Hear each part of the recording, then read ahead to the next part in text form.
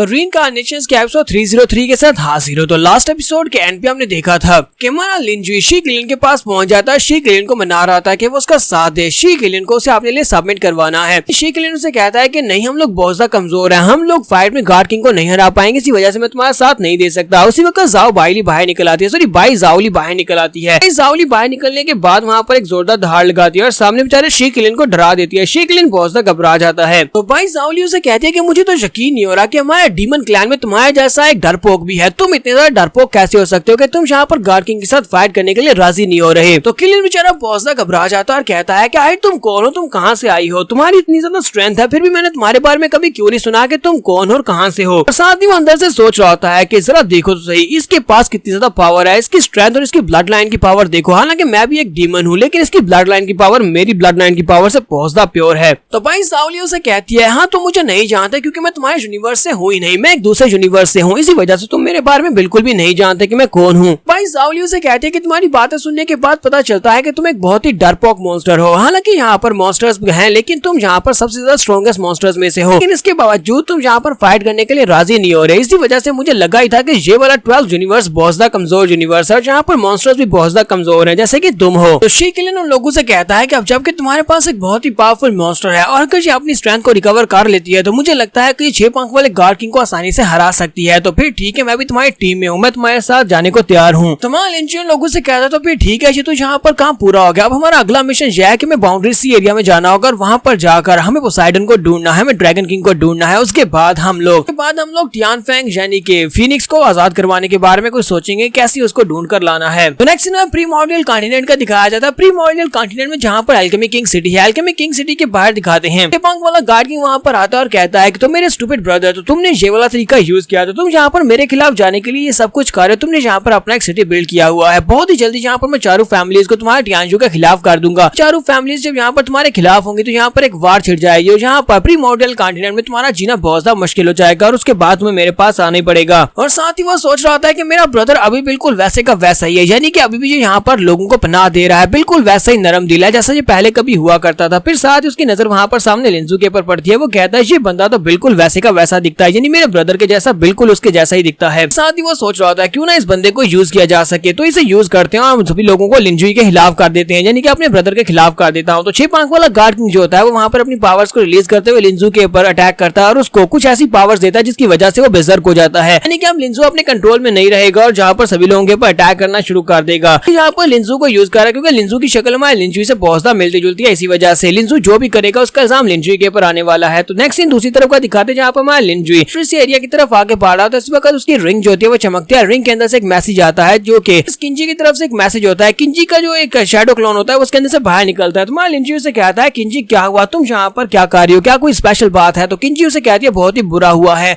कुछ देर पहले लिंजू अचानक से बेजर्क हो गया है, वो अचानक से बिल्डिंग्स के ऊपर उसने अटैक करना शुरू कर दिया, उसने आसपास के लोगों को मारना शुरू कर दिया है, जहाँ तक कि उसने अपनी अलायंस को भी नहीं छोड़ा। हमारी अलायंस एल्केमी किंग सिटी के ऊपर भी अटैक कर रहा है, आसपास के लोगों के ऊपर भी अटैक कर रहा है। तुम्हारा लिंजू इस बात से काफी ज्यादा हैरान होता है और कहता है कि लिंजू अचानक से ऐसा क्यों करेगा है, उसको क्या हुआ है कि वो यहाँ पर अटैक किए जा रहा है। यहाँ पर कुछ ना कुछ तो गड़बड़ है, लगता है कि 6 पंख वाले गार्ड किंग ने यहाँ पर कुछ ना कुछ तो किया है। भाई जाओली से कहती है हमें स्पीड अप होना होगा, जल्दी से जल्दी वहाँ तक पहुँचने हैं। तो हमारा लिंजू कहता है हाँ मुझे भी लगता है कि मैं जल्दी से जल्दी जाकर अपने बाकी के बच्चे हुए मिशन को पूरा करना होगा। मुझे लगता है कि 6 पंख वाला गार्ड किंग सब में इन्वॉल्व है। तो इसी के साथ ही बीमो लोगों से कहती है जरा रुको, मुझे कुछ महसूस हो रहा है जैसे कि मैं यहाँ पर ब्रेक थ्रू करने वाली हूँ। तो उसकी बॉडी के अंदर से एनर्जी निकल रही होती है क्योंकि वो भी यहाँ पर विराट किंगडम में ब्रेक थ्रू कंप्लीट करने वाली है। तुम्हारा लिंजुई से कहता है चलो फिर ठीक है, मैं यहाँ पर तुम्हारी मदद करता हूँ। लिंजुई अपनी एनर्जी को पीछे से उसकी बॉडी के अंदर एंटर करता है, उसे कहता है कि चलो जल्दी से ब्रेक थ्रू कर लो। इसी के साथ ही वहाँ पर एक जबरदस्त चीख मारती है जिसके साथ उसकी बॉडी के अंदर से फीनिक्स निकलता है और साथ ही वो वहाँ पर ब्रेक थ्रू कंप्लीट कर लेती है। तो डीमन क्वीन उसे कहती है कि तुम्हें बहुत ज्यादा बधाई कि तुमने ब्रेक थ्रू कर लिया। मिस बीमो से कहती है ये सब कुछ मिस्टर किन के एलिक्सर की वजह से हो पाया, मिस्टर किन ने मुझे जो मेडिसिन दी थी, जो पिल्स दी थी, उनकी वजह से मैं ब्रेक थ्रू कंप्लीट कर पाई हूँ। लिंजुई लोगों से कहता है कि हम लोग लॉर्ड सी एरिया के एरिया में पहुंच चुके हैं। वहाँ पर नीचे इस पहले सिटी में उतरते हैं और वहाँ पर जाकर पूछते हैं कि पोसाइडन कहाँ पर है। अगर यहाँ से पता नहीं चला तो हम लोग सीधा बाउंड्री सी एरिया के जो लॉर्ड है उसके पास जाएंगे, जाकर उससे पूछेंगे।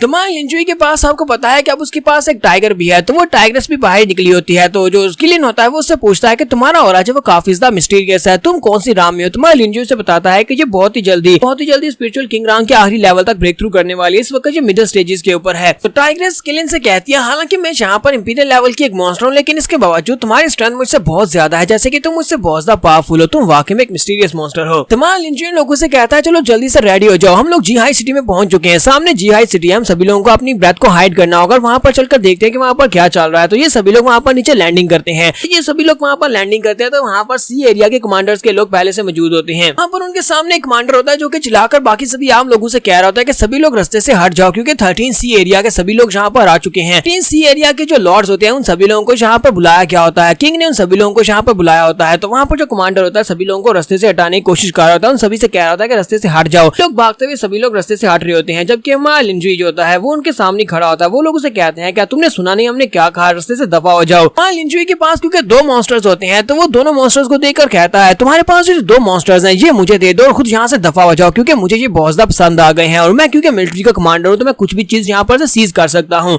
मां लिंजुई से कहता है कि फक ऑफ। तो इसके साथ बाकी के सभी लोग बहुत ज्यादा हैरान होते हैं और कहते हैं, ये लड़का कौन है जो यहाँ पर इस तरह की बात कर रहा है, कैसे पता नहीं है कि मिलिट्री कमांडर कितना ज्यादा पावरफुल है, वो 13 एरिया का मिलिट्री कमांडर है। अगर इसने यहाँ पर उसको ऑफेंड किया तो इसका मतलब यह है कि ये लड़का यहाँ पर मरने वाला है। आखिर इस लड़के की हिम्मत तो देखो। कमांडर इस वक्त स्पिरिचुअल किंग राम का एक एक्सपर्ट है। स्पिरिट किंग राम के एक्सपर्ट के सामने खड़े होना, इस तरह की बात करना किसी हिम्मत वाले बंदे का ही काम है। सामने वाला जो कमांडर होता है वो लिंजुई से कहता है कि मैं यहाँ पर तुम्हारे साथ निगोशिएट नहीं कर रहा, ना ही तुमसे रिक्वेस्ट कर रहा हूँ, बल्कि तुम्हें ऑर्डर दे रहा हूँ कि तुम्हारे दोनों स्पिरिचुअल बीस्ट को मेरे पास छोड़ो और यहाँ से दफा हो जाओ, वरना तुम यहाँ पर मरोगे। साथ ही वो अपने लोगों से कहता है, जाओ जाकर इसको मार डालो और दोनों बीस्ट को मेरे लिए लेकर आओ। तो उसके लोग जैसे आगे की तरफ बढ़ने लगते हैं तो हमारा लिंजुई बड़ी स्पीड से उसके ऊपर अटैक करके आगे गुजर जाता है। सिर्फ एक ही पंच में उस मिलिट्री कमांडर को मार देता है। उस कमांडर के मरने के साथ ही बाकी के सभी लोग बहुत ज्यादा हैरान हो जाते हैं और कहते हैं, ऐसा कैसे हो गया, ये क्या, हमारे कमांडर मर चुके हैं। उसके अपने जो लोग होते हैं वो लोग भी डरकर वहाँ से भाग जाते हैं ताकि जाकर किंग को बता सके। तो हमारा लिंजुई अपने लोगों से कहता है कि वहाँ पर सामने जो टॉल बिल्डिंग है, मुझे लगता है कि उसी बिल्डिंग के अंदर किंग रहता है, तो चलो जल्दी से वहाँ पर चलते हैं। मैं वहाँ पर जाकर बात करूंगा, तुम सभी लोगों को कुछ भी करने की जरूरत नहीं है, बस चुपचाप मेरे साथ चलते रहना। तो ये लोग वहाँ पर पहुँचते हैं। वहाँ पर बिल्डिंग के बाहर जो 2 गार्ड्स खड़े होते हैं वो उनसे कहते हैं कि तुम लोग अंदर नहीं जा सकते अगर तुम्हारे पास इन्विटेशन नहीं है। लिंजुई वहीं पर खड़े खड़े अपनी कुछ स्पेशल टेक्निक को यूज करता है, कोई इल्यूजन टेक्निक को, उनसे कहता है, क्या हमें यहाँ पर इन्विटेशन की जरूरत है। वो गार्ड्स होते हैं उसके इल्यूजन में गिर जाते हैं और उसे कहते हैं, नहीं सर, आपको इन्विटेशन की जरूरत नहीं है, आप अंदर जा सकते हैं। और लिंजुई के लिए वहाँ पर दरवाजे खोल दिए जाते हैं। लिंजुई जैसे वहाँ पर दरवाजा खोलकर अंदर आता है तो वहाँ पर बाहर उसने जिस कमांडर को मारा था उसका एक साथी वहाँ पर पहले से मौजूद होता है। किंग के पास आकर उसको सारी इन्फॉर्मेशन बता रहा होता है कि यहाँ पर क्या हुआ है, हर किसी ने कमांडर को मार दिया है। तो यहीं पर हमारी एपिसोड 303 का एंड हो जाता है। तो एपिसोड की एक्सप्लेनेशन अच्छी लगी हो तो कमेंट करके जरूर बताइएगा। चैनल को सब्सक्राइब कर दे, वीडियो को लाइक और शेयर कर दे। शुक्रिया।